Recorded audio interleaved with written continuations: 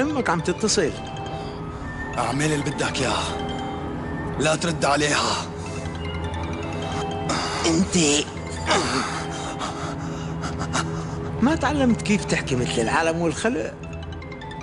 هلا بتحكي كلام غلط مع امك كمان.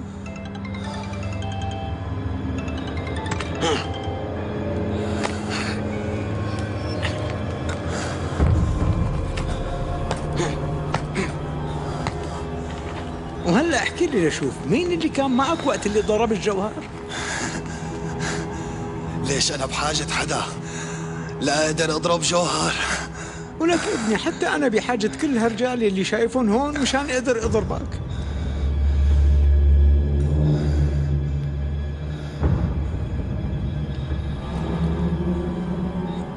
فكيف الوضع مع واحد حيوان تافه مثلك؟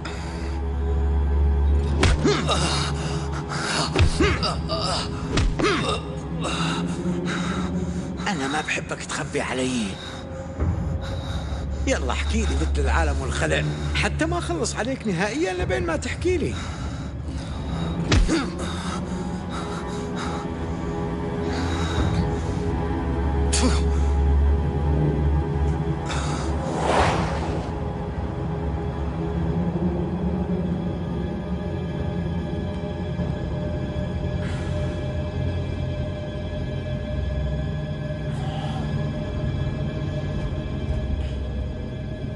يمكن وقعت الموبايل بالمشفى. لا معلم، كنت منتبه عليك منيح، ما كان التليفون معك من الأساس. دق لي على رقمي لنشوف وينه.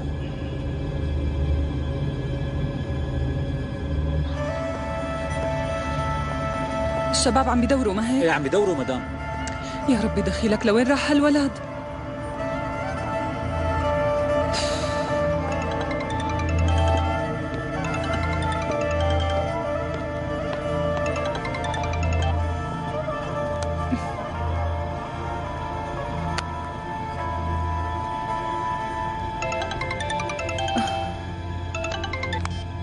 الو؟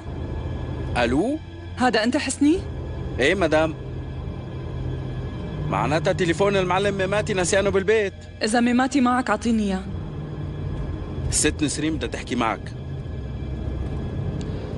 يلا جاي، لكان نسيانه بالبيت. ميماتي، نهاد مفقود. عرفت انه في شي صاير.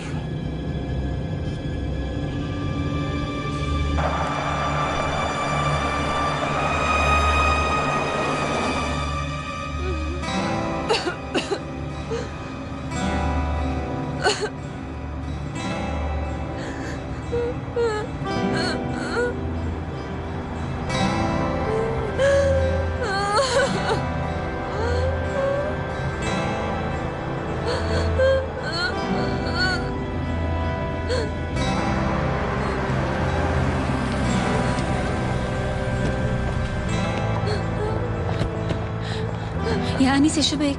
شو بك اختي؟ شو صاير معك؟ صاير معك شيء؟ ساعدوني بترجاكم. رح نساعدك ما تخافي. الله يخليكم. لازم ناخذها على المشفى فورا. ماشي ماشي خلص، هدي حالك شوي. خلص اختي طولي بالك. خلص مثل ما بدك، روقي. ودوني على المستشفى تبعه. ماشي خلص روقي، رح ناخدك خلص يلا. لا تشغلي بالك. افتح باب السيارة بسرعة، روح افتح الباب على مهلك. شوي شوي على مهلك. ماشي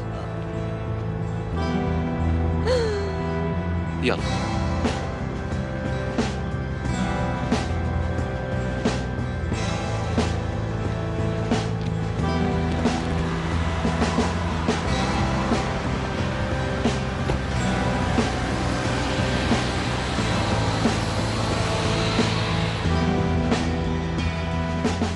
معلم، لو بتسأل الأستاذة المدعية إذا كاشف أغلو شاهد سري، المحكمة رح يكون معها خبر. لا تدخل المحكمة والأمن بالشغلة يا عبد الحي.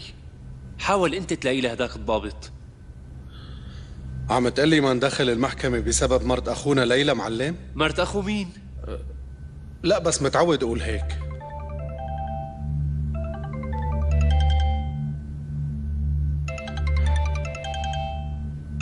ليش عم تتصل فيني نايا هلا؟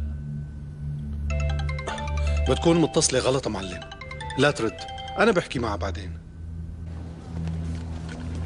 اهلين نايا. معلم، جابوا لنا سلوى على المستشفى، حدا ضاربها، والسيد ميماتي ما عم بيرد علي. طيب ماشي، نحن جايين.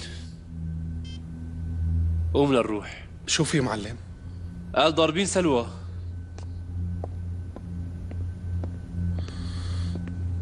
لك شو صاير لك انت؟ والله معلم فكرتها ماتت بسبب مشكلة زازا يعني.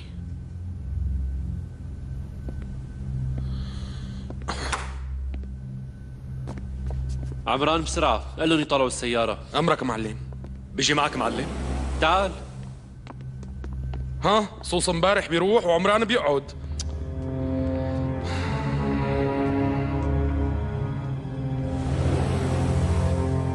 مراد انت شو عم تقول؟ شو صاير؟ احكي. ماشي جايين. ضاربين بنتي سلوى. وصلت انه عم يرفعوا ايديهم على بنتها الوسخين؟ من شان هيك طلع نهاد من البيت؟ ما بعرف. ميماتي وينن ولادي؟ ما راح يصير شي عليه هون، بحلف لك يمين ما راح يصير شي. من هلا ورايح ما عاد في حدا منا راح يتوجع.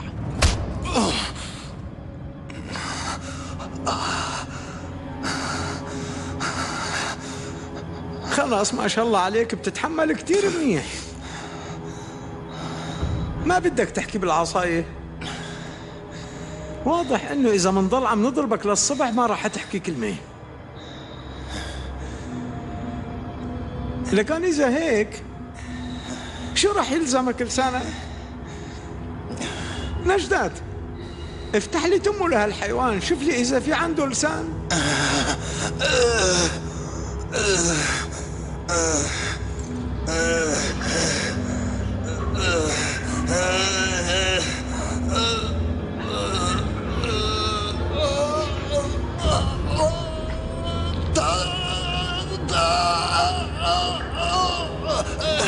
شو عم تقول؟ تا تا تا تا ما عم بفهم. أنا شو؟ أنا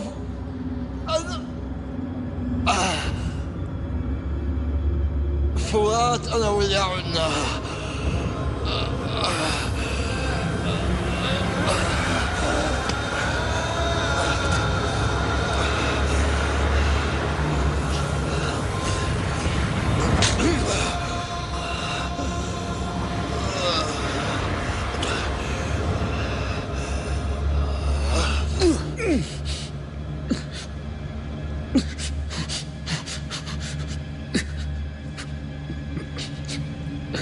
أنا يلي قتلته. قتلت رفيقنا بالقضية؟ إيه أنا. يعني مو عميل للحكومة ولا واحد شرطي ولا واحد عسكري. تقتل رفيق قضيتك. مزبوط. أمك اللي أعطتك الأمر؟ لا، أمي ما معها خبر أبداً.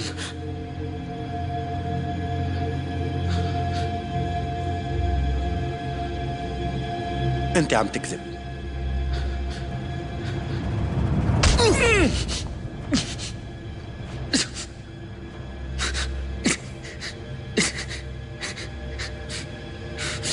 أنا ما عم كذب. أمي ما معها خبر. إذا بدكم تقتلوني اقتلوني. أمك وحدة متعاونة وعميلة مثلك، خاينة، وما رح تموت حتى تعترف إن عدوة شعبنا وعدوة القضية، وبتستاهل موت. رح تتمنى إنك تموت بس ما رح تموت. خذ.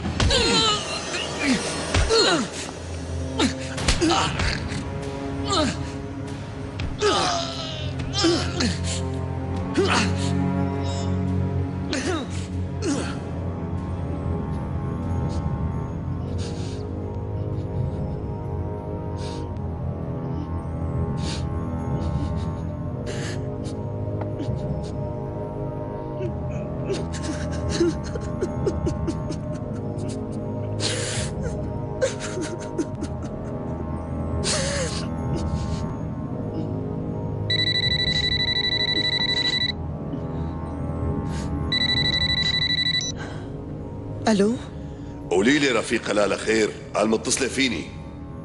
حضرة الرئيس، بحياتي ما طلبت منك أي طلب خاص،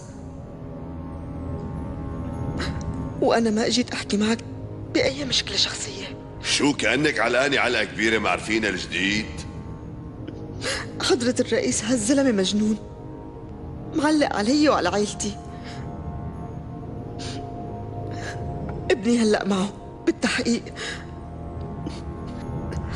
رح يخليه يحكي شي تحت التعذيب ليدينه ويعدمه. والسبب؟ لأني لغيت الضريبة المفروضة على الشغل تبع زازا وذو الفقار، وأنت بتعرف أصدقائنا طلبوا هالشي بشكل خاص. شلون بتقولي أصدقاء وبتجيبي هالسيرة على التليفون ها؟ حضرة الرئيس ساعدني، أعطيهم أمر يتركوا ابني، وإلا أكيد رح جن. ما بعرف شو بدي أقول. طيب ماشي، هلا بتصل وبحل المشكلة. هذا صبي جديد وما بيعرف تفاصيل السياسة بالمدينة الكبيرة، هو مفكر حاله إنه هيك عم بخوفك. بشكرك حضرة الرئيس.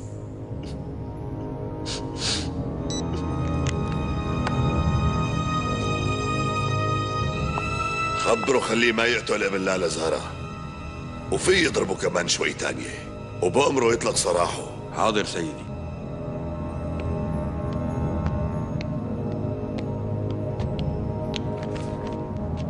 هالأوغاد شو مفكرين قنديل هدول حتى عم يقربوا لهالدرجة؟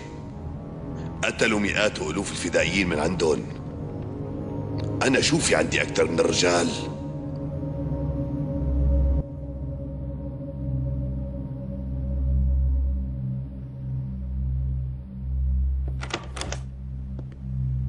فيني فوت؟ ايه معلم، فيك تفوت، أنا شغلي خلص، رح كون برا.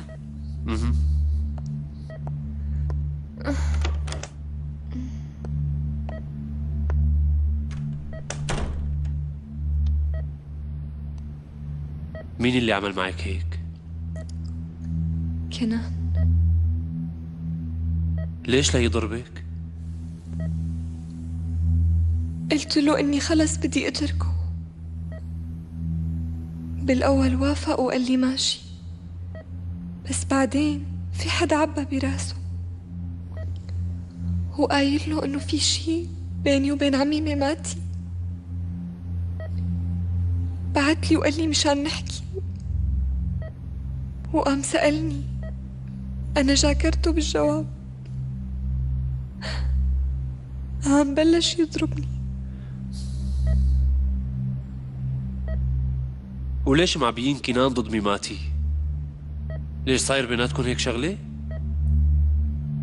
عمي، انت بدك تطير عقل كنان من راسه؟ لا أبدا، بس أنا ما بحب إنه أنت أو ميماتي تتأذوا. تأخرت كتير يا عمي،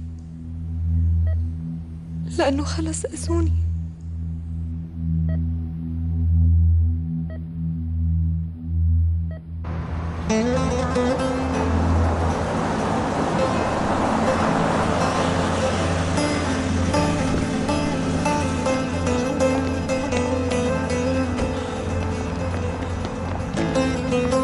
عادي ها؟ لك مو قال لك بعد، ليش ما بتفهم منها انت؟ نهاد وينه؟ أنا حكيت معه، قال لي جاي وما إجا. راح يقتل كنان؟ مين اللي عمله؟ معلم حبيبتي، سلامتك.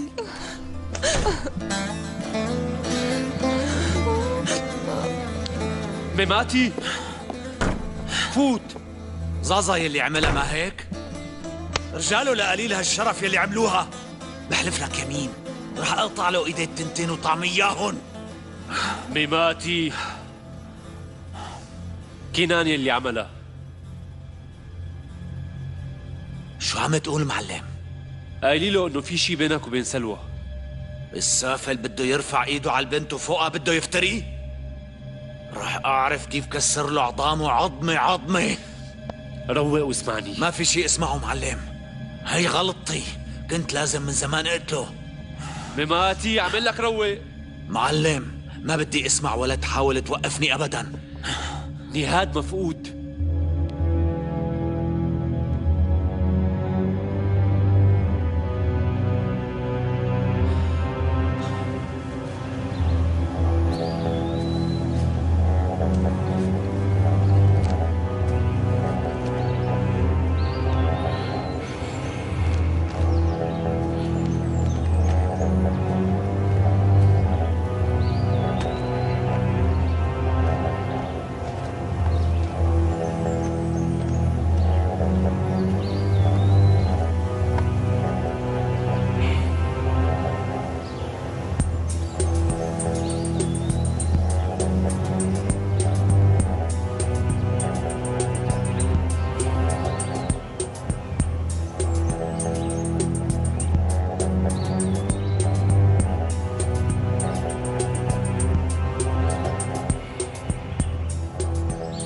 هلأ هذا مستوى الوعد اللي بتوعدوه؟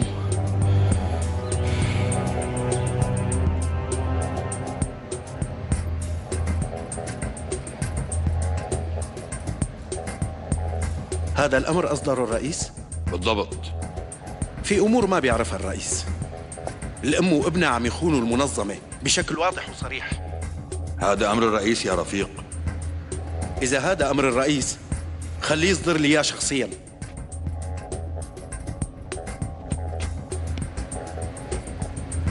شو صاير عم بتناقش أوامري يا رفيق؟ لا حاشا سيدي، بس رح أرفع لك تقرير مفصل. رح تقرأ بعينك شلون هدول الرفاق عم يخونوا المنظمة. أنت شو مفكرنا لك عيون الرئيس عليكم من غير ما تقرأ التقرير اللي بدك تكتبه؟ إذا بقول لك تركه يعني بدك تتركه، وإذا بقول لك قوص براسه بتقوص. بهاي المنظمة ما في حدا بيتمرد على أوامر الرئيس أبداً. إذا هلأ بأمر إنه يقوصوا براسك بيقوصوا براسك دغري. بس سيدي إذا ما بيكون الولد بعد دقيقتين عند أمه وعايش واتصلت فيني لتشكرني على رجوع ابنها، راح يتصلوا فيني ويقولوا لي قوصنا يلي تمرد على أوامرك سيد الرئيس. ابعتوا له أمه لهالصرصور خليها تاخده. كاشف أغلو إجا يشوفك سيدي. شو جاي يعمل هون؟ هذا مجنون؟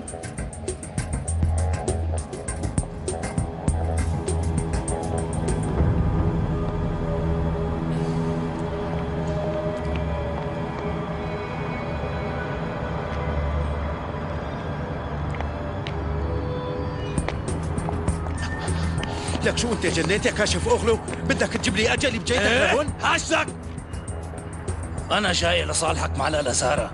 وانت مو معروف شلون بيصير لك خبر بكل شيء. شاه ميران بعتني لأكون وسيط بيناتكم لحتى تتصالحوا. لك انت ما مليت من دور العميل البارد تبعك؟ أنت لا تحط لالا سارة عبالك. عطية هاد، خليها تفيدنا بشيء قبل ما تموت. شو هاد؟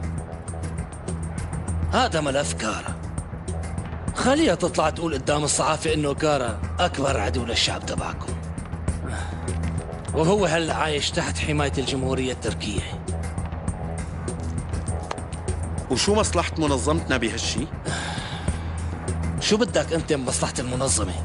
لما لالا بتقول هالحكي يا أما كارا رح يقتلها أو زازا بعد كم يوم رح يدور على ابنها مشان الشي اللي عمله بالزلمة تبعه، ورح يمسكه ويقتله مع أمه.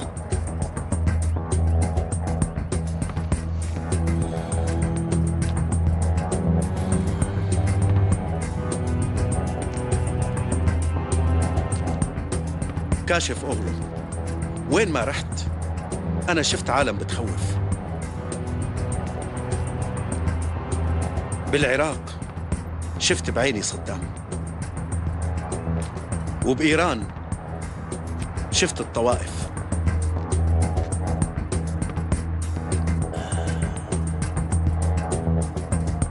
وبقنديلي شفت المنظمة،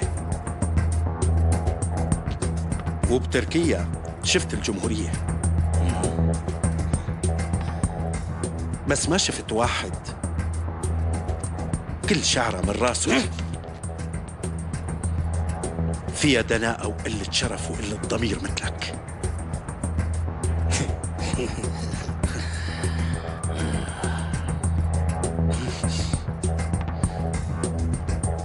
قول ربي يسر.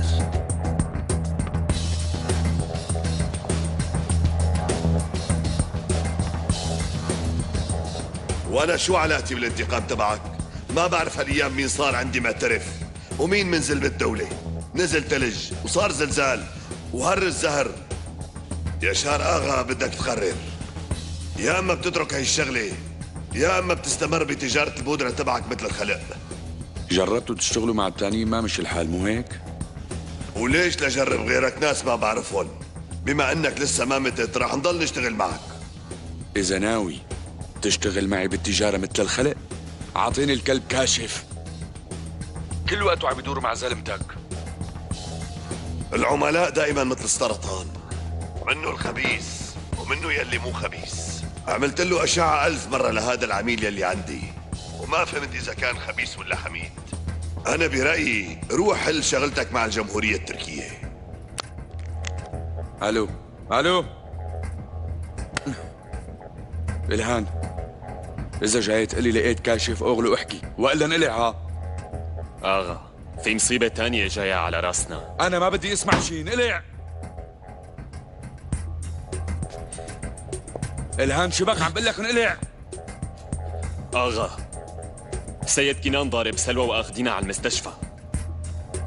شو ما عم تسمع؟ عم بقول لك انقلع. لا كنان بيهمني ولا سلوى ولا حدا غيرهم. يا آغا بس هذا ابنك. لك أنا خسرت شرفي كثير إذا خسرت ابني كمان.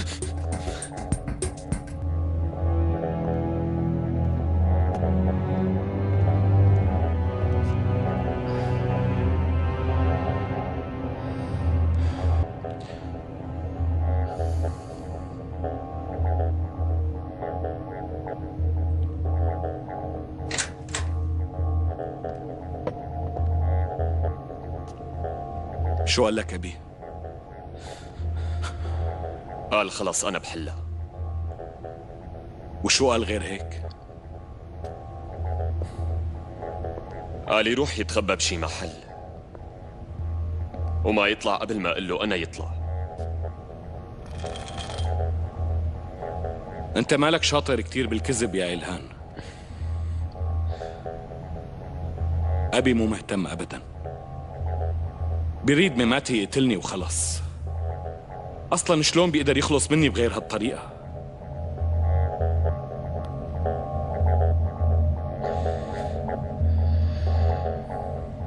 أنت ليش ضربتها؟ مشان موت. ليش سلوى بتخونني؟ ما بتساويها أبداً، ومع واحد بتنادي عمي ما بتزبط. ما بتهمني هالحياة. أنا ما عاد بدي شي غير إني موت.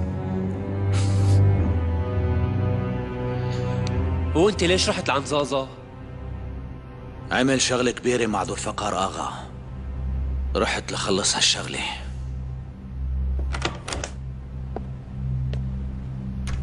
معلم سألت الشباب، بعد ما التقى زازا بالأخ ميماتي مباشرة طلع من المشفى. وجوهر مين في عنده هلأ؟ في شباب قاعدين عنده. زازا ماسك نهاد معلم وراح يقوص براسه. هلأ هي تقيلة شوي. زازا مجنون بس ما طاع عقله، مجنون بس عاقل. معلم يمكن مو وقتها هلأ، بس كارا طالب يشوفك بأقصى سرعة. طالع حدا بالتلفزيون قايل انه كارا عايش. معلم اسمح لي قوص براس زازا وبراس كنان وبراس يشار كمان. لا تروح على أي محل لبين ما أرجع، ولا تعمل شيء أبداً. معلم نهاد ما سمع منك صار فينا هيك، وأنت لا تسمع مني ليصير فينا أسوأ. هلا صار بدنا نخاف من زازا؟ طبعاً بدنا نخاف منه. إذا أنا ما خفت أنت بدك تخاف، وإذا أنت ما خفت عبد الحي رح يخاف، وإذا عبد الحي ما خاف عابد بده يخاف. هن ما عندهم شيء يخسروه، بس نحن عنا.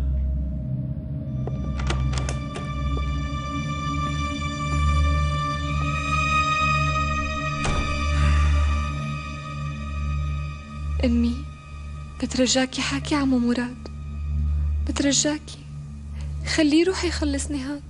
رح أحكي معه حبيبتي، رح أحكي. المهم هلأ إنه أنت تشفي.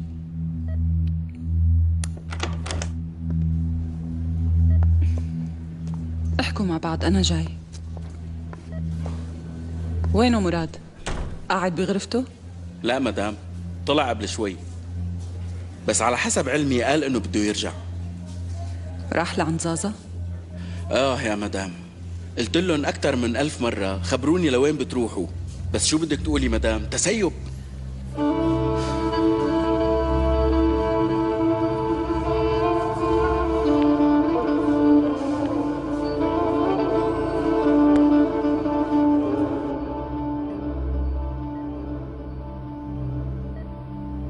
هذا الوسخ التافه رفع ايده عليكي بسببي؟ انت هلأ خلص أخي، ولا تخاف، أنا منيحة عمي. أنا نسيت. يضرب بشكله كنان وعائلته وكل قصصه. نفدت وخلصت. الله يخليك، روح خلص نهاد. بالأول بدي تجاوبيني على سؤالي. هو ما عليه ذنب، عم بدور على حجة يريح حاله. بيقوم بيتحجج فيني؟ معه حق، أنا بحبك كتير، بس عقله الصغير وقلة فهمه خليته ما يستوعب.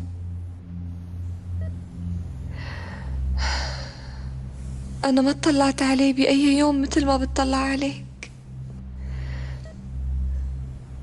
وأنا ما احترمته بيوم مثل ما بحترمك إلك.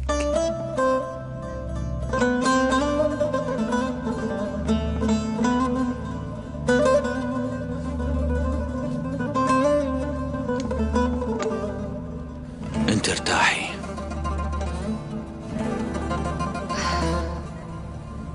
الله يخليك، لا تعمل له شي، بس بدي تجيب لي أخي، بدي أخي.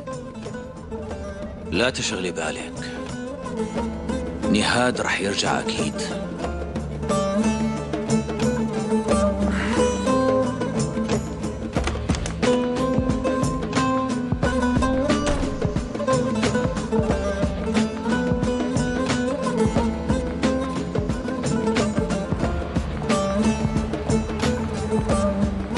حسني، أعطيني مفتاح السيارة. وين ما بدك تروح بدي روح معك. قال لك أعطيني المفتاح.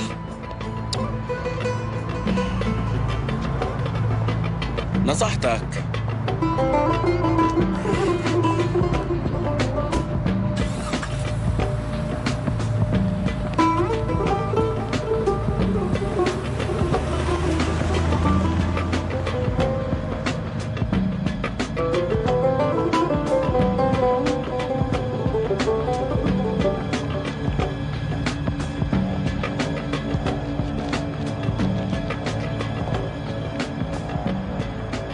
ما كان في لزوم تزعجي الرئيس مشان ابنك. كنت بدي أعمل له اللي ما عم تعمليه أنت. بدي شد له أدنيه وخوفه حتى يكمل النقص بشخصيته السلطوية. بعد عن طريقي. في أمر من الرئيس، العميل المدعو كارا مانو ميت، وهذا ملفه. لازم يعرف الرأي العام والصحافة بالجرائم اللي ارتكبها ضد شعبنا. بما انه كارا ارتكب جرائم ضد شعبنا، روح لاحقه وعاقبه إله، وما تشغل حالك بابني. شو أنا بدي أعلمك الحرب النفسية؟ بالأول الفضح وبعدين الإعدام.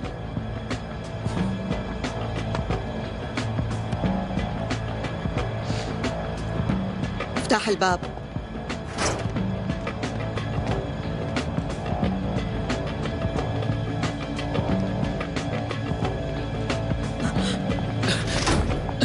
فرات ابني، فرات فكه، فكه بسرعة. فرات ابني، فرات ابني، خلص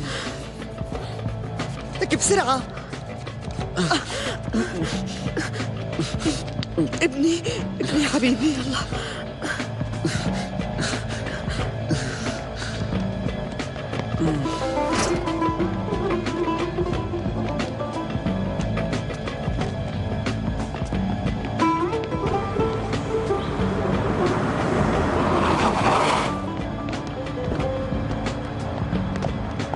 وينه كنان؟ كنان مو هون معلم.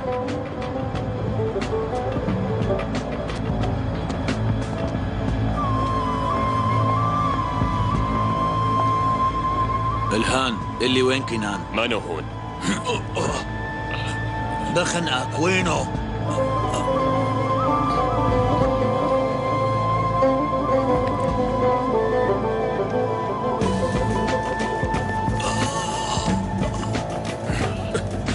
تعال هون.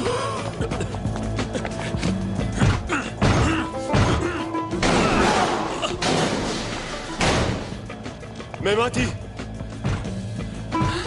قوم على حيلك. كله بسببك. انت اللي لعبت بعقل سلوى. قوم على حيلك. من اول شيء انت عرضت زواجنا لانه من الاول عينك عليها. قوم وقف واحكي كلمتك بوشي مثل الرجال. مو قلت بسببي؟ انا لعبت بعقل سلوى. قوم واضربني الي. افتح الباب. عمل لك افتح الباب بقى. شفت كيف؟ خلينا نشوف شلون بتضرب البنات وشلون بتضرب الرجال. تعال.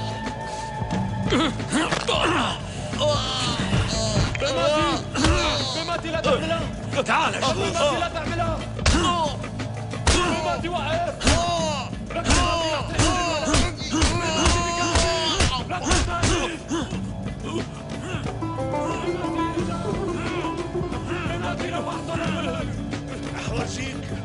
رح ورجيك يا واطي.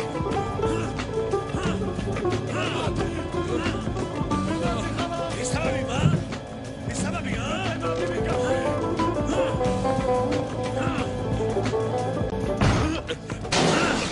خلص بقى ميماتي. بعد عنه. تريك تركني. تريك بسببي ها؟ بدي كسر له راسه. بابا كان راح يقتلني. بكفي، خجلتني بكفي.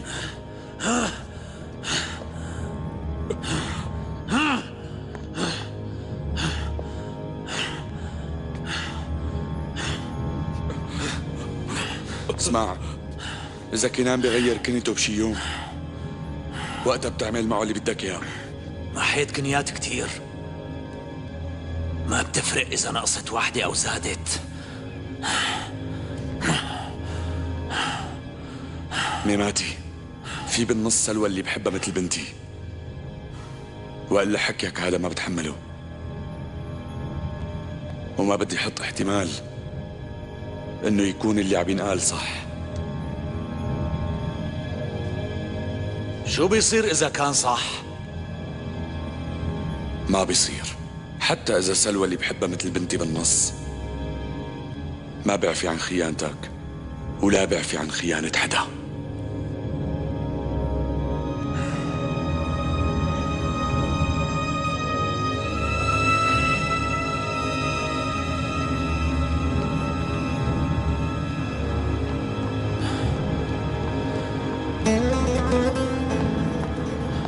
حسني، خذ 4-5 رجال وروح على هالعنوان.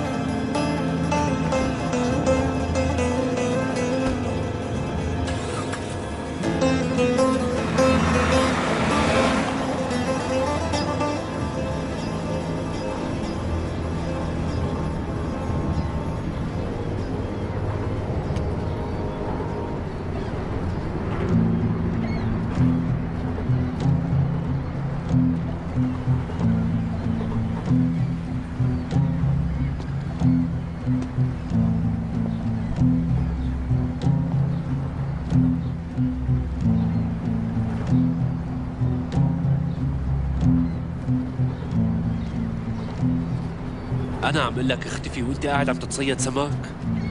أنا ما عم تصيد سمك. شو عم تعمل لك ها؟ قتلت مئات من قليلين الشرف ورميتهم بهي المي. هلأ جاي بدي شوف كم واحد من يلي بلا شرف رح يعلقوا بسنارتي. ما عم تلقط ولا واحد، معناتها ما عبيت أرض هالخليج بالوسخين يلي بلا شرف. معناتها كلهم عم يدوروا بهالبلد وما حدا عم يوقفهم عند حدهم. انت عم ترمي الصنارة بالمحل الغلط. علق لك فيها كم دولار وكم كرت من كروت الكبار وارميها على طرف الطريق وشوف رح يجوا يلي بلا شرف يركضوا ركض لعندها. عم تحكي مزبوط. شو رح يصير بالوعد يلي وعدتني اياه؟ وهذا كمان علقه بالسنارة؟ لا تغلط، نحن وعدنا ما بتهزوا كل الدنيا. شو انت ما شفت التلفزيون؟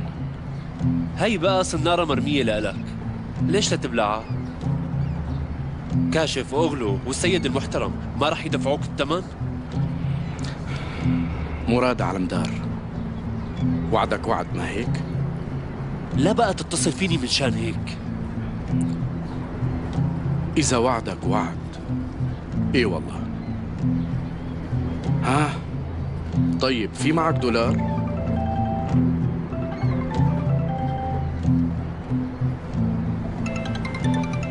انت اترك كل شي ونام محلك، وانا بتولى امور قليلين الشرف وبكسر لك راسهم. اهلا عبد الحي.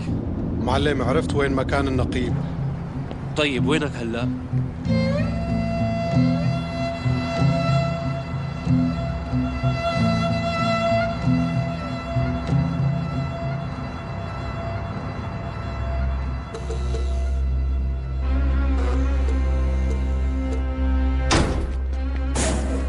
عدوا لك بأرضك ولا حركة. ها تروح اربط هذا كمان. تعال شوف تعال يلا على الربط ولا حركة. ها يلا بدهم ربط. خلاص الله اتركوني بس مشان اهدى بقى. وين بيروح؟ عود والله ما ولا حركة. شو هاد؟ تحرونا نحن وعايشين. هي من شان ما تشوفوا. معلم رح تحرونا ونحن عايشين. دخيلة دخيلة. معلم هلا انت بدك تحرون عن جد؟ وين خالكم زازا ولا؟ معلم ما تدخل والله بيعملها. هلا كل هدول ما بيعرفوا محل خالهم؟ هدول عم يكذبوا. هلا ليكني انا بعرف وين محل خالي، مدفون بمقبرة قرطل. الله يرحمه ويحسن اليه ويجعل مسواه الجنة. والله هالشي حرام. شمعة الكذاب بتشعل كل يوم وهو بيشعل ليوصل لجهنم.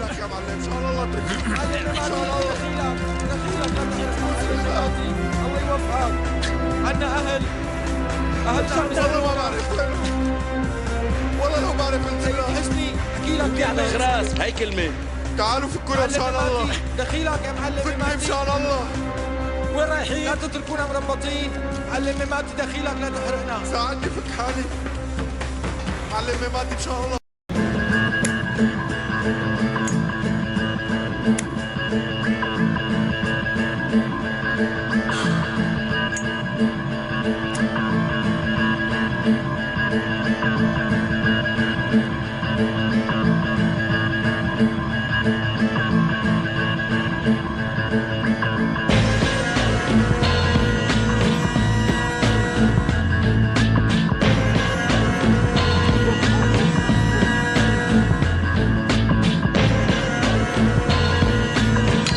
يا لطيف معلم شعلته عم تمشي مثل الافلام.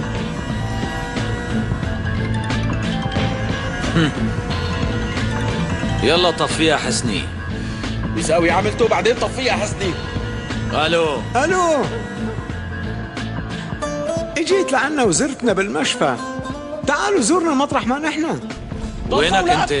ساعدوني. انا بمصنع عبد الله طاشكن. طفوها بتكسبوا حسنة. نعم شباب انتو خليكن هون، اذا ما اتصلت فيكم خلال ساعة احرقوهم. حسني امشي يلا.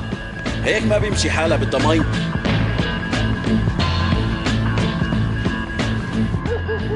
فكوا نجدات.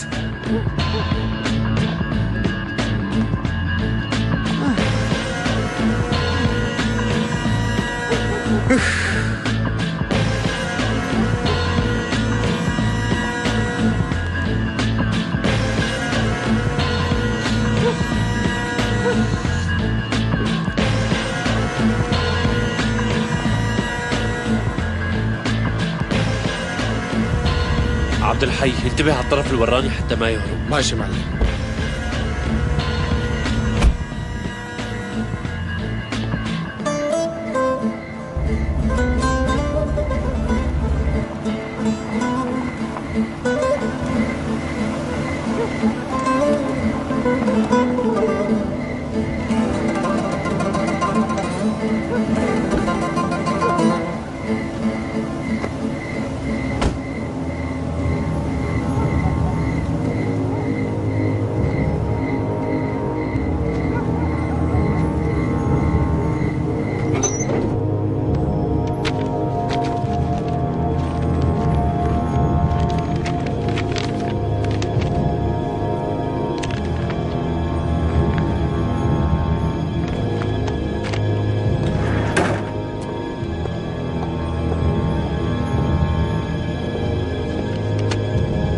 تفضل سيدي.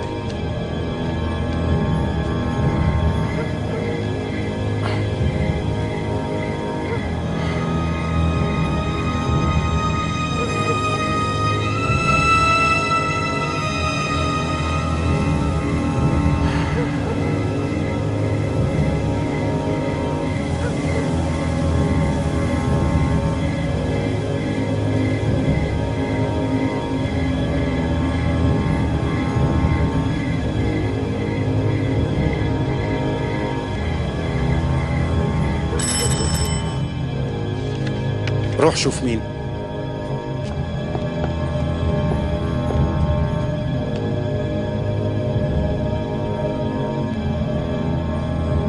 سيدي اجا مراد على مدار.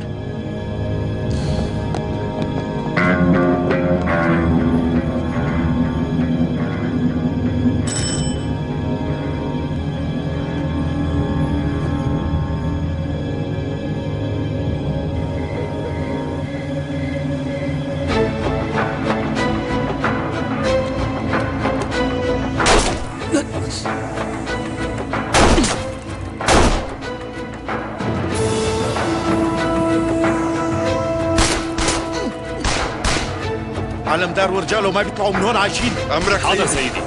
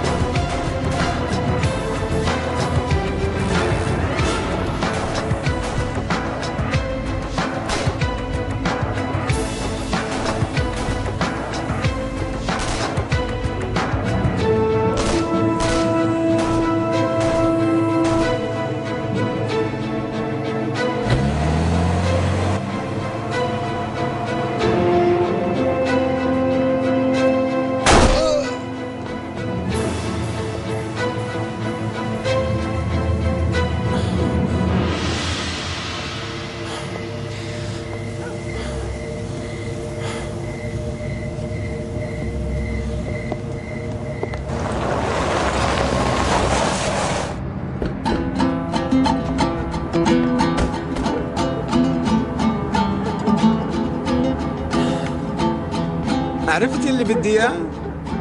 قرايبك ما راحوا عمل هالعملة لوحده. رفيقه الإرهابي ورطوا بهالشغلة. ما بعرف إذا الحكي اللي قاله صح ولا غلط. كان بده يقوص جوهر ونهاد منعه. بس أنا شو بأكد لي هالحكي؟ ما راح دقق كتير.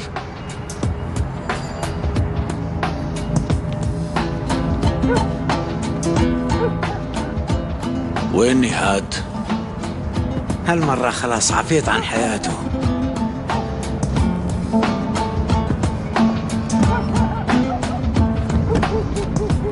حسابي معكم مشان جوهر خلص حاليا، بس إذا جوهر ما قام على رجليه صاغ سليم، وإذا لا سمح الله جوهر مات، وقتها برجع بفتح حسابنا من جديد. زازا ساعتها ما رح رد على حدا شو ما صار. زازا رح اقول لك شغله واحده بس، بعد نهاد الدنيا صارت ضيقه علينا نحن الاثنين. زازا كبير كتير والدنيا ما بتوسع غيره. معك حق بهالشي.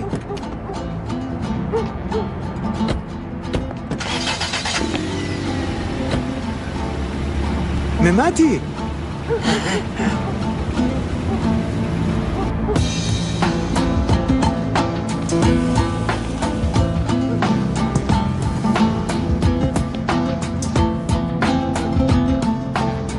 نهاد نهاد نهاد عايش الحمد لله. ساعدني حسني.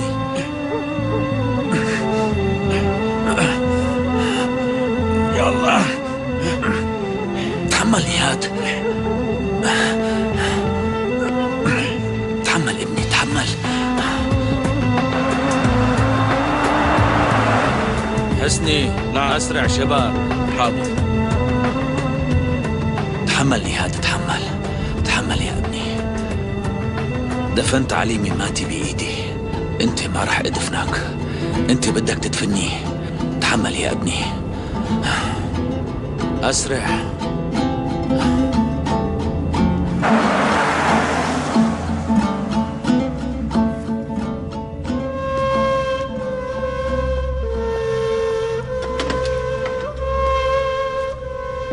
أهلا وسهلا. جوعان حبيبي؟ انجي بتزعلي مني إذا حكيت معك بصراحة؟ لا حبيبي، شو في؟ طيب بلا حبيبي وهالطريقة بالحكي هي، أنا ما بحب هيك. خلص مو مشكلة، شلون بتحب ناديك؟ مراد بكفي. ماشي، رح أحضر لك الأكل. لا، أكلت قبل ما أجي. بعرف إنك عطول مشغول، بس إذا منقعد سوا مع بعض على الأكل منكون متشاركين بشي شغلة. هاي بتصير مع الزمن.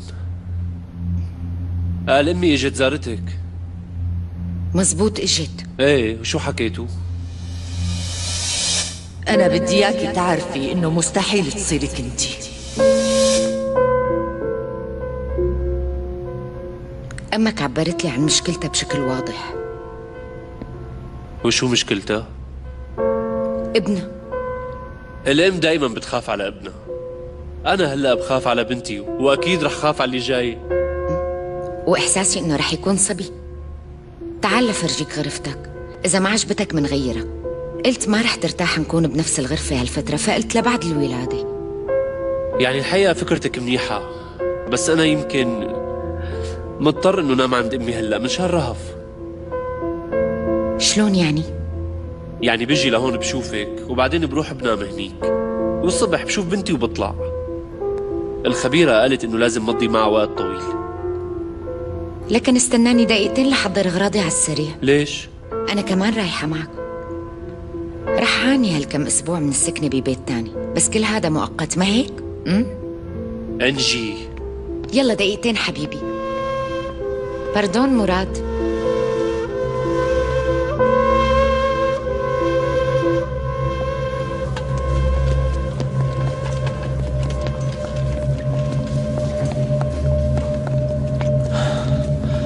النبض طبيعي. عطوه دوبامين فورا.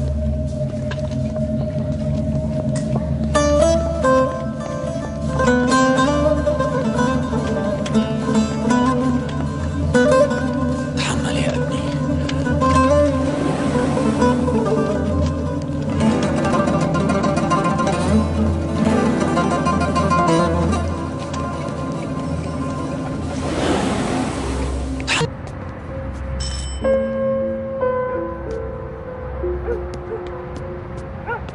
يسلموا.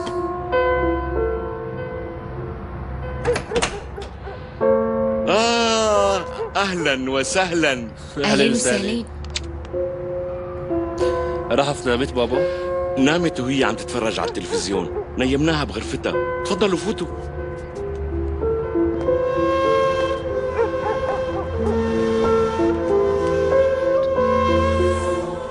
مين اجا يا رجال؟ بتقبلي عندك ضيوف الليلة؟ يو شو هالحكي يا ابني؟ هذا بيتك على طول.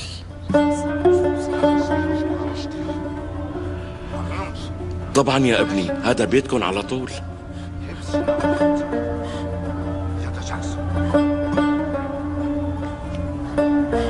كيفك؟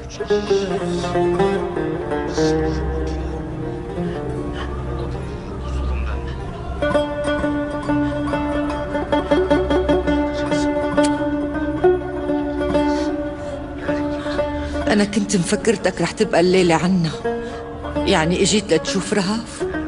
لا أمي، رح نبقى. طيب ماشي ابني، بس انتبه لأنه بس لتفيق رهف الصبح رح تستغرب. وليش لا تستغرب مرت عمي؟ ما بتعرف إنه مراد أبوها؟ يوم بعد يوم رح تتعود يا أمي، رح تتعود مثلها مثل الكل. صرت مثل الكل يا ابني؟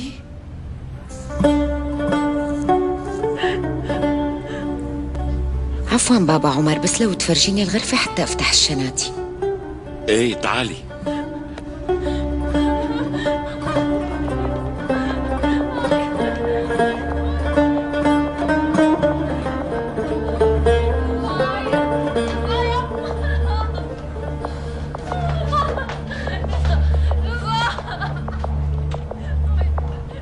أمي ليش هيك عم تعملي؟ لأنه لهلأ ما قلنا لحدا إنها صارت كنتنا وإجت تسكن عنا بالبيت. خلص أمي، باخد رهف وباخد إنجي وبروح. إذا بدك تنفذ كل شي بتقلك يا هي المرة، فيك تاخدهم وتروح.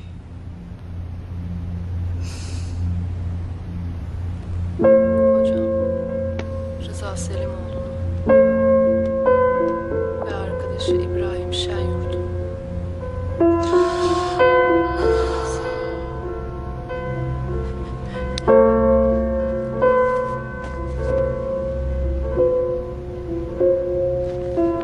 الست نازك حساسة شوي يا بنتي. بعرف بابا عمر، أنت لا تنحرج، تقول شو ما بدها تقول، هي أمي. إنجي ضبيه رح نروح، رح ناخد رهف ونروح. لا تخلوني بعد هالعمر أعمل أب عليكم. ها بابا، مانك شايفة كيف عم تحكي معي هيك؟ بنتي إنجي ما عم تشوف، وأنت لا تشوف ابني. يلا تصبحوا على خير يا أولاد.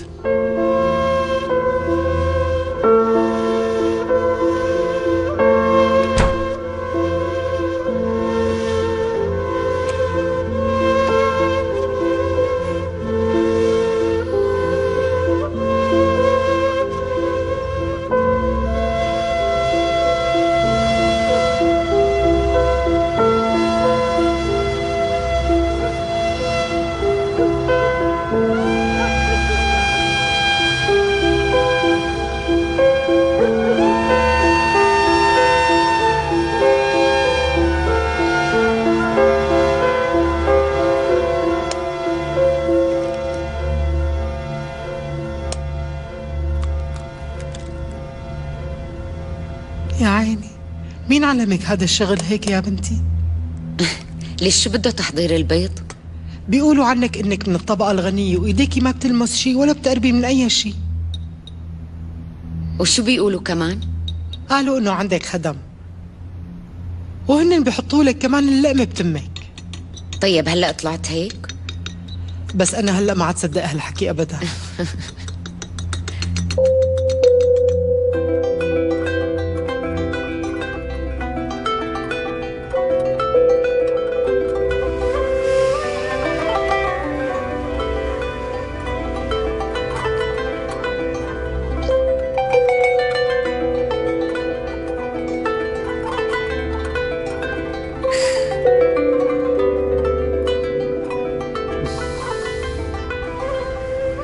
شو يعني انت نمت هون؟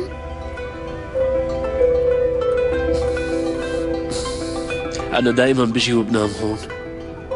ايه بس انا ما بشوفك. كنت روح قبل ما تفيقي بس هلأ بطلت. ايه ماشي. انا قايمة هلأ بدي انزل على الفطور.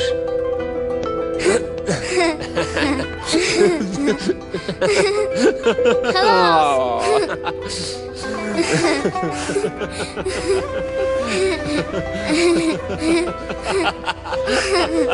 وعم بتسمعي حكي كمان. بس أنا ما عم سمع حكي عن هذا الشيء.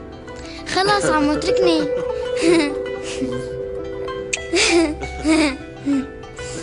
الفطور صار جاهز. مين هي ليلى؟ لا انجي. مين انجي؟ مرتي. يعني اجت مرتك.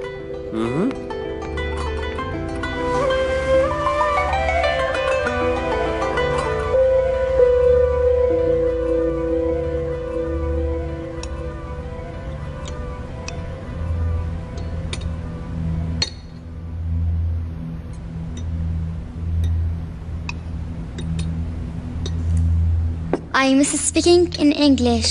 No problem. We will continue in English from now on. Fine. I want orange juice. I will bring for you. اختي ام حميد وديني على غرفتي.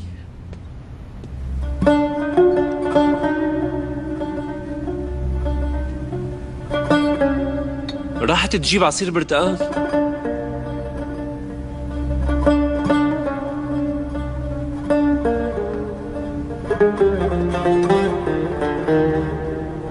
لك ما حطيتي أي لقمة بتمك. أكلت اللي بدي أكله. كرمال خاطر ابنك يا ستنا، كرمال خاطره. ام حميد تركيني وشوفي مين عم يدق الباب. أنا بفتح.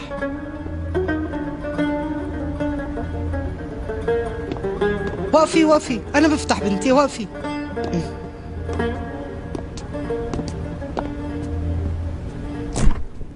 مفاجأة.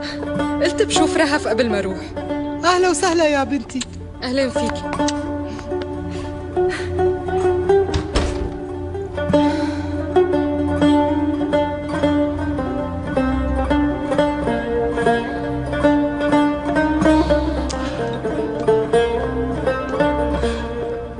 صباح الخير. صباح النور. صباح النور يا بنتي. يا عمري يا بنتي، يا ليلى يا حلوة انت، اهلا وسهلا، كيفك؟ اهلا فيكي. ليلى. اشتقت لك حبيبتي.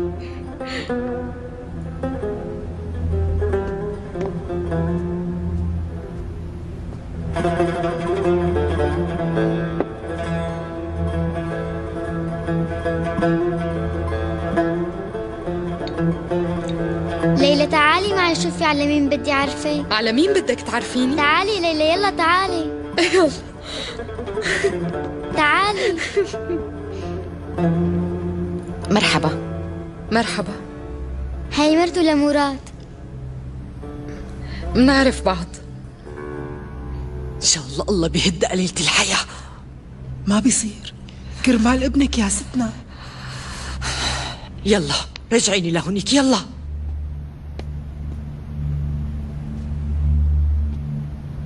بس جد عمر أنا ما بعرفه. دائما أنا آخر وحدة بتعرف. حفيدتي ما بتزعلوها، من هلا ورايح بتحكوا لها كل شيء قبل الكل.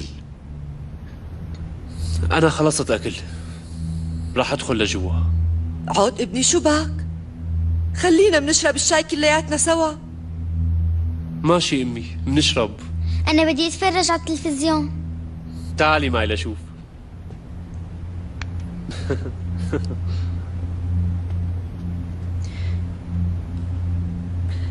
ما كنت بعرف إنه عم تفطروا سوا. لو بعرف ما كنت زعجتكم. رح نبقى هون لفترة. الليلة الماضية بقينا هون. مراد حاكي مع خبير التربية، قالت له إنه لازم يبقى مراد مع بنته فترات أطول.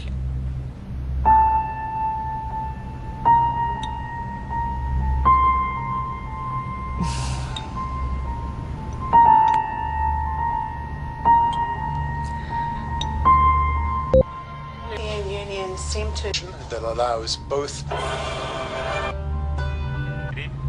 شو وين القنوات تبعك؟ نحن بنعرف انه كارا عايش، بس الشيء اللي نحن ما بنعرفه لا عمو مو هو هون مكانه حاليا باسطنبول. بس انا مو اسمي رهف. ونحن كلنا بنعرف مين عم يحمي المجرم كارا، بس لإظهار يلا إنه في شيء غير عم القناة. يتغير على الأرض لازم يتحركوا المسؤولين بالدولة. عم قلك هات الجهاز يا خلاص. في جرائم كتير عم بحكي مرتكبها معك كارا ونحن هاتو. موجودة عنا، عم قلك ولها توثيق اعطيني. كامل بأرشيفنا. مراد اعطيني جهاز تاخذ التحكم. دورها بكشف هي الجرائم. مراد الله يخليك اعطيني اياه. يخوضوا نضال قانوني إن شاء الله مشان كشف هي مراد. القضية أمام الرأي العام وقدام القضاء طبعا أوف يا. وقدام البرلمان. إذا بدنا نحقق رايح مطالب غير الشعب ونسعى لنرسخ السلام بين الشعبين.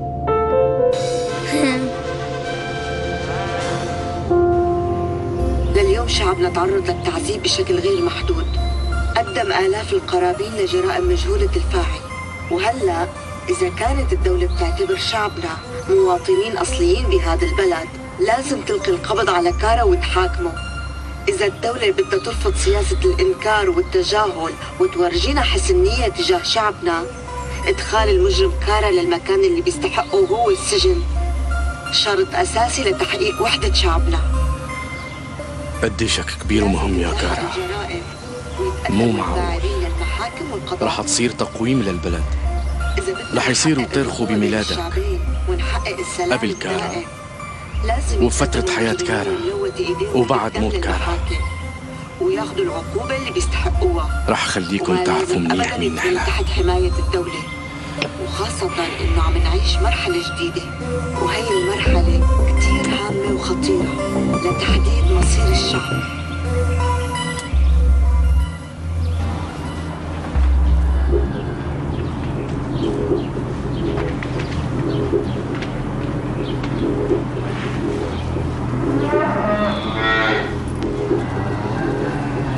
خالي شو عم نساوي هون؟ نجداد في مريض بيتحسن بدون البقر؟ معك حق خالي، ما بيشفى بدون ما ياكل لحم. بدك تذبح عزل خالي؟ مو باللحم يا نجدد، بالحليب بيشفى المريض. إذا بدك تسرب خالي زوهر حليب في بالمستشفى. ايه بس مو مثل اللي هون. خالي هدول بقر وحليب المستشفى من البقر كمان. نجداد عم تشوف الكاس الخضر؟ سبن لك ياس خالي. في فرق كبير بين اكل حيوان واكل حيوان تاني، ما هيك ابن اختي؟ مزبوط خالي، هذا الاكل عم يوفر المصاريف الجانبيه.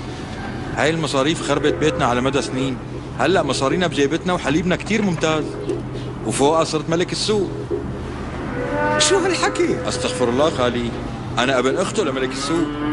برافو، دايما دير بالك على الحيوانات. تعرفني انا ما بحب البشر بس بحب الحيوانات كتير. تعطي حليب ومصروفها قليل. هلو هلو.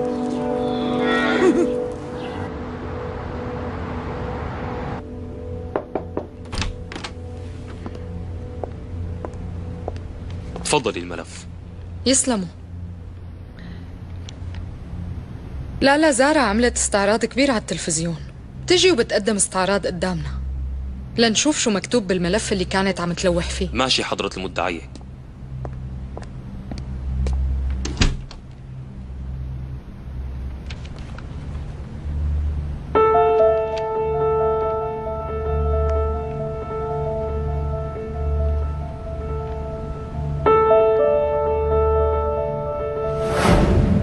الأخ جديد؟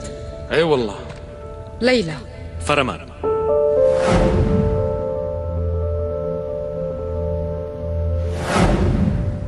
أي كارا؟ كارا المشهور. خير، شو لك شغل معه؟ أنت بتعرفه؟ سمعت عنه أو التقيت فيه؟ حسب ما بعرف إنه ميت. هو عايش؟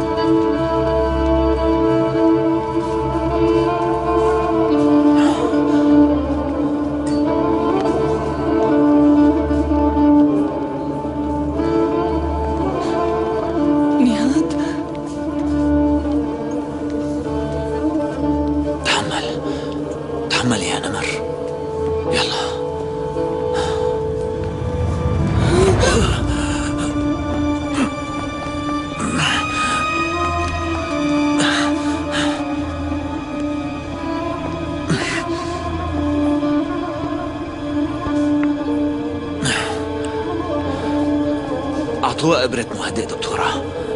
ماشي أخي.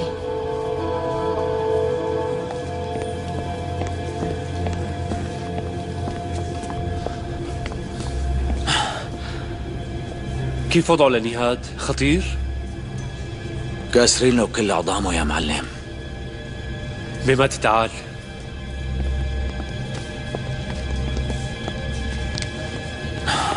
معلم شو بدي اعمل فيهم هدول؟ قلت لك لا تعمل شيء ابدا. شلون يعني؟ رح يفلت زازا باللي عمله؟ ميماتي انت شفت حالته لجوهر، ما حدا بيفلت بعملته قد ما مر الوقت. بس هي مو عدالة معلم، جوهر مانو مثل نهاد. مو احسن من انه يموت نهاد؟ ليش مين بده يقتله؟ لو كان بده يقتله كان قتله. معناتها زازا سكر على الموضوع وانت بتسكره حاليا. معلم اذا مات نهاد لا سمح الله ما بتبقى قضيتك، بتصير قضيتنا كلياتنا. بس اذا شفي هذا الموضوع بيتسكر. ما راح اعفي عن زازا عن عملته بذو الفقار، بس كمان ما راح اعمل مثله واهجم عليه وكسر له ايديه ورجليه. معلم ميماتي خلصنا، سكر على هالموضوع لهون وبس.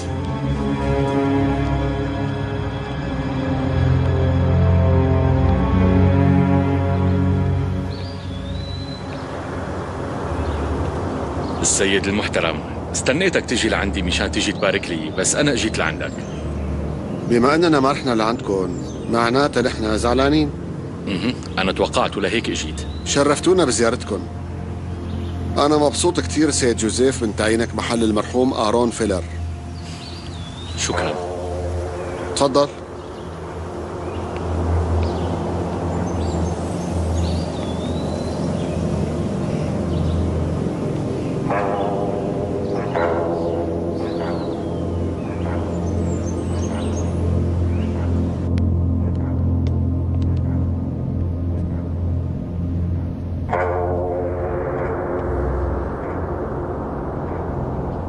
خير، ليش زعلان منا؟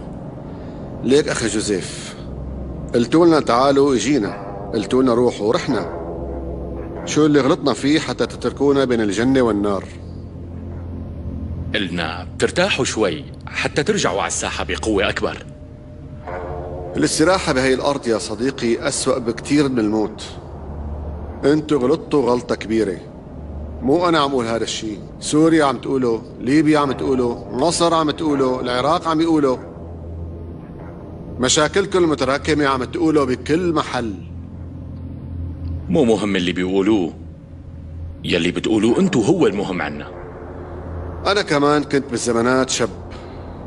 بالوعود تبعكم كنت مستعد أجمع الملايين من الناس بالساحات. ماني شاب لدرجة انخدع بوعودكم مرة تانية. سيدي المحترم، انت قل لي، إذا نزلتوا على الساحات ما بتقدروا تجمعوا الملايين؟ الأمة تبعنا بتعرف تبكل زهار الجواكيت تبعها وقت بتشوف الظل الكبير تبعنا، وبتعبي الساحات كمان. بس ليش عم تسأل؟ شو طلبتوا؟ بالزمانات من أمريكا وما قدمت لكم إياه.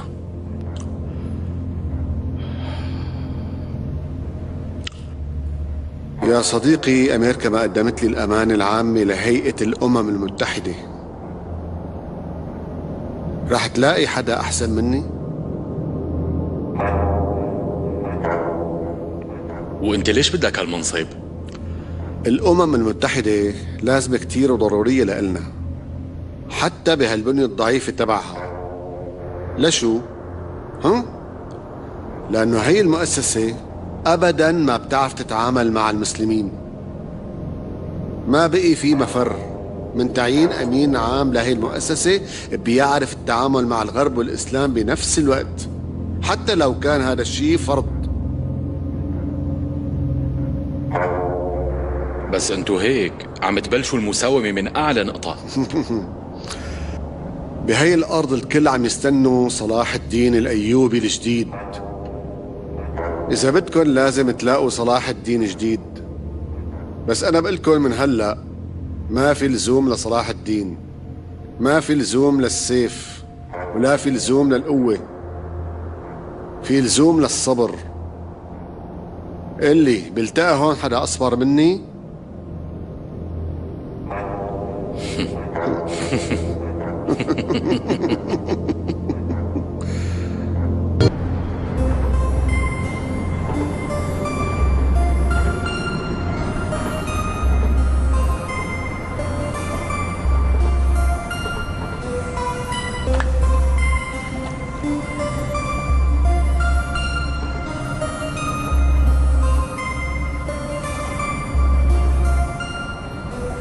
معلم، فرحت كتير لأنك عايش. تسلم.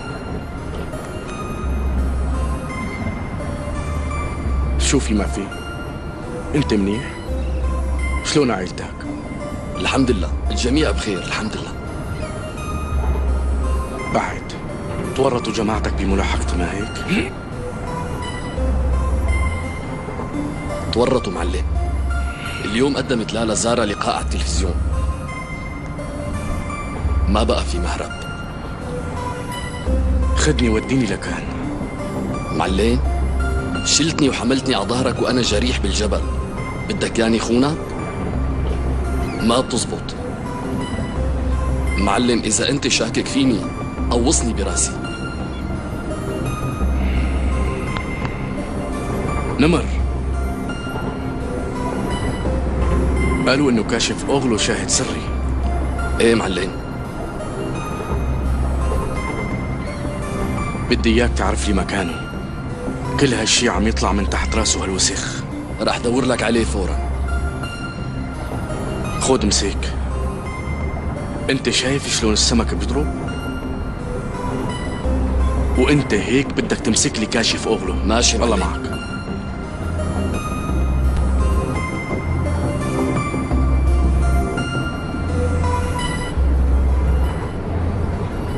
شوف شوف شوف شوف شوف شوف شوف، حطيت لك عسل. ايه ايه، يلا اشرب.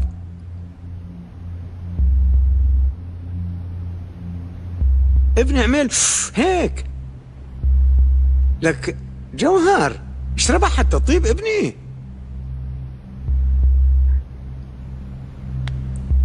ليش ما عم يشرب نجدات؟ ما بيحب الحليب. بيحبه شلون ما بيحبه؟ عم يقول عملنا لازم بنيهات بس وفرات. عم ندور عليه بكل محل يا خالي. ايه بس رح يسمع فرات باللي صار بنيهاد وراح يزوره بالمشفى. خلي واحد من رجالنا بمشفى على مدار. ما عم بعرف منين بتذيب هالافكار يا خالي. لاني بشرب حليب ابني، بس ما بشرب الحليب ساده مثلك، بشربه بالعسل.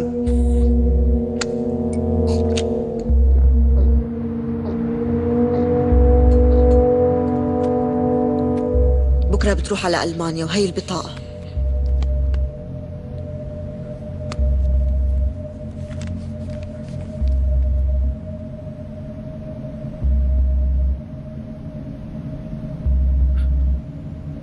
هي رغبتك انت ولا طلب المنظمة؟ هي رغبة أمك. روح لبما تتصلح الأمور وبعدين ارجع. تعالي نروح سوا. ليش لا تتعذبي هون؟ بأوروبا بيعطوكي أكبر الجوائز، بيرفعوكي على كتافهم. أنا ما بترك شعبي لقليلين الشرف. وخود هدول كمان.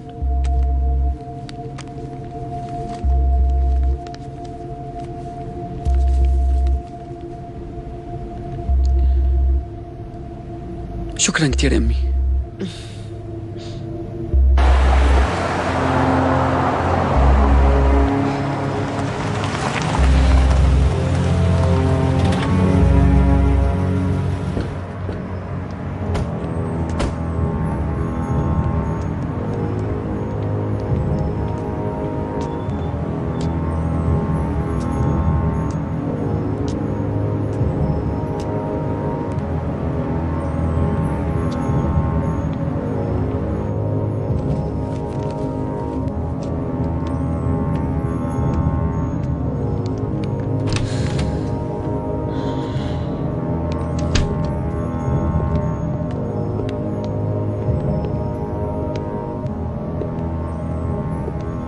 شو صاير معك؟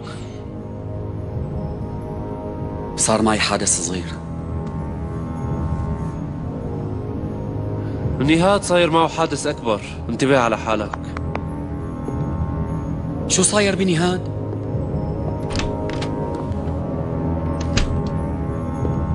كنت عم بستنى عميل من الدولة، بس مو انت، كنت عم بستنى كارا صديقك. الجديد ضرب ابنك؟ شو الظاهر معلوماتكم صايرة قليلة؟ قاعدين عم تتزاكوا ومفكرين قياداتنا بتتعامل مع بعضها مثلكم. مشكلة سوريا هي مشكلتنا، وكمان العراق وقرباخ والبوسنة وقبرص وحتى ليبيا، كل محل بدك اياه. لوين رح توصلوا بإمبرياليتكم يا علمدار؟ ما خلصنا منكم؟ استغليتوا العرب 400 سنة واستغليتونا نحن 1000 سنة، ما كفاكم؟ انتوا ما بتهتموا باللي بنقوله نحن، بتهتموا بس للي بيقولوا الامبرياليين الحقيقيين. بترول مين استغلينا؟ ومصاري مين؟ ومقدرات مين؟ وشغل مين استغلينا؟ عم تقولي 1000 سنة؟ أكيد في عنا 1000 غلط وأكتر، بس الامبرياليين التانيين قتلوا 1.5 مليون بالعراق بسنة ونص، وما عم يحكي عن البترول. ما عم اقول قبرص وقرباخ والبوسنة وكوسوفو والإسلام بأوروبا. وعشرات الألوف من شعبنا اللي ماتوا بهالسنين ما لهم أهمية؟ وهدول كمان قتلوهم الامبرياليين. مين يلي طلعكم على الجبال؟ لو ما نكون طالعين على الجبال كنا هلا عم نتشارك بالمصاري يلي انصرفت على السلاح. كل شي بالنسبة لكم مصاري؟ تقاليد شعب وثقافته ولغته وهويته ما لها أهمية؟ روحي حاسبي هدوليك اللي عملوا الانقلاب بهداك الزمن. الفريق اللي عذب المساجين بسجن ديار بكر وقتها نفسه يلي أسس المنظمة، والهدف خدمة الامبرياليين والعملاء تبعهم. هاي حقائق معروفة بس ما بتناسبكم. تسلم، بمعيتك جددت ذاكرتي وجاي تعطيني درس بالأمن القومي؟ ماني جاية مشان درس الأمن القومي، جاية لأعطيكي أول شي درس بأمن العائلة. نهاد وفرات ضاربين جوهر لحد الموت. زازا حل شغلة نهاد، الدور هلأ على ابنك.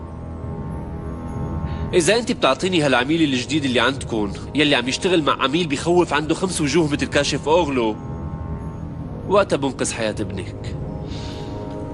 كنت بالأول أنقذت حياة نهاد.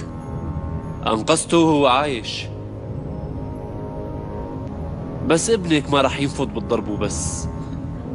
مراد علمدار، لو مانك جاي تطلب مني هي الشغلة كان يمكن تأثرت باللي قلته، بس جاي لعندي بنفسك الإمبريالي مثل كل مرة وعم تحاول تستغل مشاعر أمومتي. لا أنا ولا ابني رح نكون عملائكم. أنا ما بدخل مساومة لا معك ولا مع يلي مثلك. ابنك كان بين ايديه ما هيك؟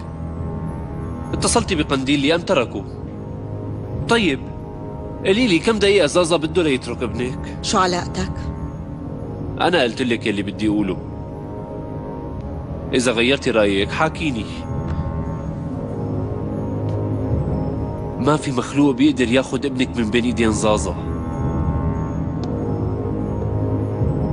مو المنظمة. إذا بيجوا كل الإمبرياليين يلي وراكم ما بيقدروا.